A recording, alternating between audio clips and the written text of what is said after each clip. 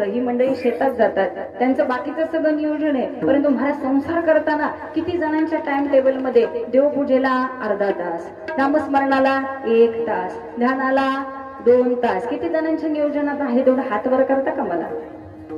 सांगण्याचं तात्पर्य असं आहे, आम्ही संसारासाठी सगळं टाइम टेबल तयार असतं महाराज, ते आम्हाला कागदावर लिहावं सुद्धा लागत नाही की 6 वाजता उठल्यावर काय करू, 9 वाजता परत कुठे जाऊ, 11 वाजता पुन्हा मी काय करू. आम्हाला अभ्यास करायचं म्हणलं की आमचं टाइम टेबल तयार झालं बघा. मग कागदावरती टाइम टेबल तयार होतं आणि हा कागद भिंतीवर चिकटवला जातो. कशाला? अभ्यासाचं टाइम टेबल आहे होते. अभ्यास करायचं म्हणलं की टाइम टेबल, परंतु रोजच्या कामात आम्हाला मायबाप टाइम टेबल लागतं का? नाही लागत. नामस्मरणाला जरा वेळ द्या म्हटलं की माणसं म्हणतात कधी वेळ काढू, आता 11 वाजता तर मला मीटिंग आहे, मग 12 वाजता तर कांद्याला पाणी पाजायला जायचे, अरे 1 ते 2 इकडे जायचे, संध्याकाळी 9 ते 11 तर कीर्तन आहे, नामस्मरण कधी करू?